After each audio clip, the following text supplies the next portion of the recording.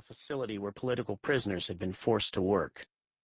There were hundreds of such facilities dotted around the former Soviet Union.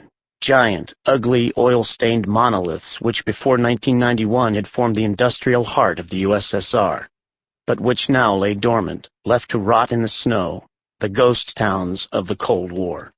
But 2 days ago, on October 24, all that had changed.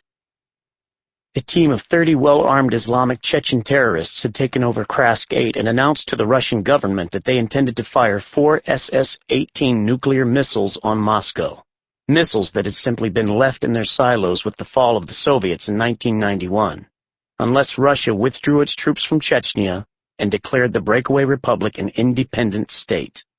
A deadline was set for 10 a.m. local time today, October 26. The fact that Krask 8 was something more than a relic of the Cold War was also news to the Russian government. After some investigation of long-sealed Soviet records, the terrorists' claims had proven to be correct. It turned out that Krask 8 was a secret the old communist regime had failed to inform the new government about during the transition to democracy. It did indeed house 16 SS-18 nuclear-tipped intercontinental ballistic missiles in concealed silos designed to evade U.S. satellite detection. Apparently, identical missile launch sites, disguised as industrial facilities, could also be found in old Soviet client states like the Sudan, Syria, Cuba, and Yemen. And so, in the New World Order, post-Cold War, post-September 11th, the Russians had called on the Americans to help. As a rapid response, the American government had sent a counter-terrorist unit from Delta Detachment, led by specialists Greg Farrell and Dean McCabe. Reinforcements would arrive later, the first of which was a point unit of United States Marines led by Captain Shane M. Schofield. Schofield strode into the bomb bay of the plane, breathing through a high-altitude face mask. He was met by the sight of a cargo container, inside which sat a fast attack commando scout armored vehicle that looked like a cross between a sports car and a Humvee. And inside, strapped tightly into their seats, sat 7 recon Marines dressed in white-gray body armor and battle dress. Apart from one member, this wasn't Schofield's regular team. His usual recon unit was currently operating in the mountains of northern Afghanistan, hunting for the terrorist leader and longtime number 2 to Osama bin Laden, Hassan Mohammed Zawahiri. Libby Fox Gant, fresh from officer candidate school and now a first lieutenant, was leading the team, and Gina Mother Newman, an experienced gunnery sergeant, was acting as her staff sergeant.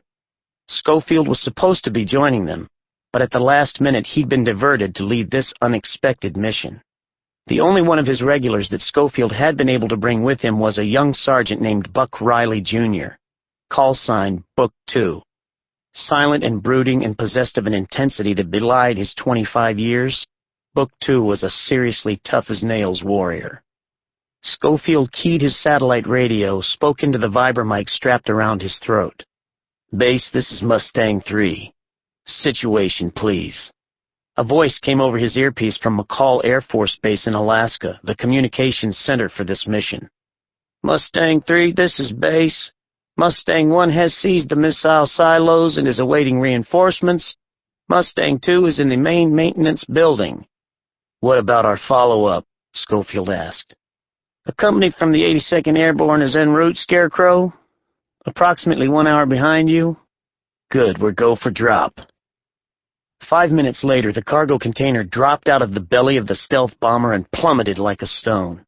Inside the container, in the car resting inside it, sat Schofield and his 7 Marines, shuddering and jolting with the vibrations of the fall.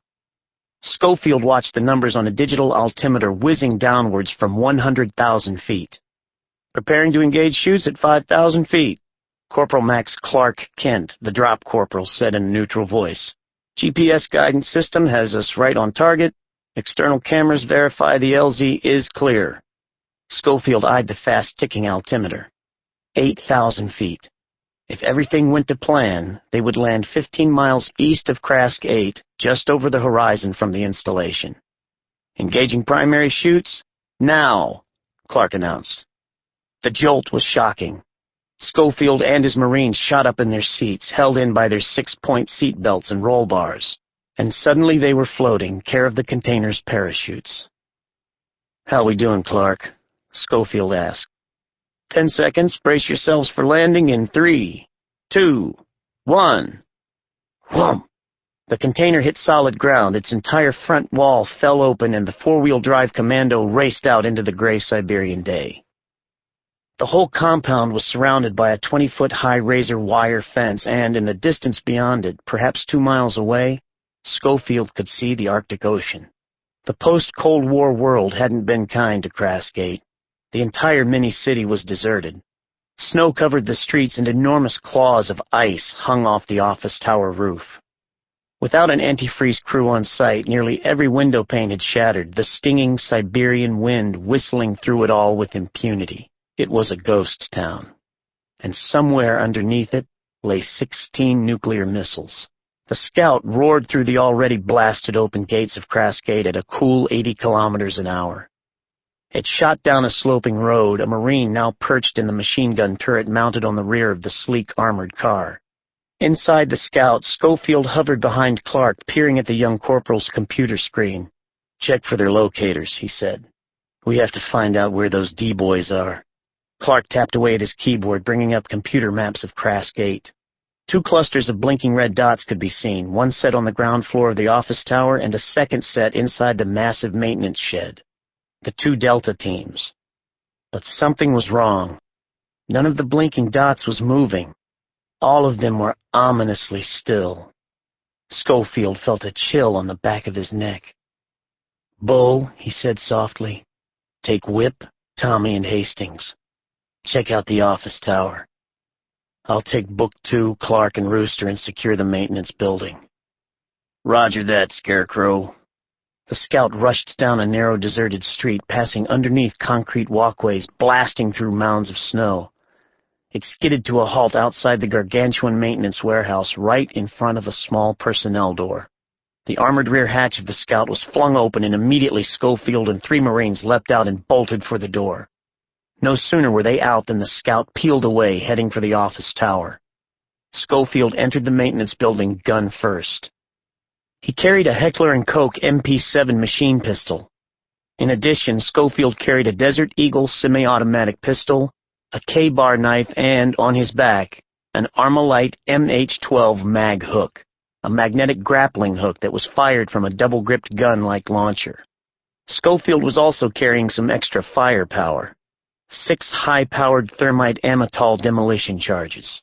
Each charge had the explosive ability to level an entire building. Schofield and his team hurried down a short corridor lined with offices, came to a door at its end. They stopped, listened. No sound. Schofield cracked open the door and caught a glimpse of wide open space. Immense, wide open space. He pushed the door wider. Jesus. The work area of the maintenance warehouse stretched away from him like an enormous hangar bay. Only this was no ordinary hangar bay. Taking up nearly 3/4 of the floor of this massive interior space was a gigantic rectangular concrete pit, and mounted in the pit, raised off the floor on concrete blocks, was a 200-meter-long submarine. Awesome. Like a giant on its throne. And all of it covered in a crust of ice and snow. Cranes and catwalks crisscrossed over the top of the sub, while walkways connected it to the floor of the shed. A single vertiginous gangway joined the 3-story-high conning tower to an upper balcony level of the shed. Schofield's mind went into overdrive. First, he recognized the long-nosed ballistic missile submarine. It was a Typhoon, the jewel in the crown of the old USSR's ocean-going nuclear arsenal, and the largest submarine ever built. This one, Schofield saw, had been having work done to its forward torpedo tubes when Crassgate had been abandoned. The hull plating around the tubes had been taken apart. How a Typhoon-class sub came to be inside a maintenance shed 2 miles inland from the Arctic Ocean was answered by the remainder of the pit. Cutting off the Typhoon's enormous dry dock from that was a plate steel retaining wall. And beyond the wall was a wide indoor expanse of partially frozen water. Schofield guessed that beneath that pool of water lay some kind of cave system that stretched to the coast, allowing the submarines to come into Crassgate for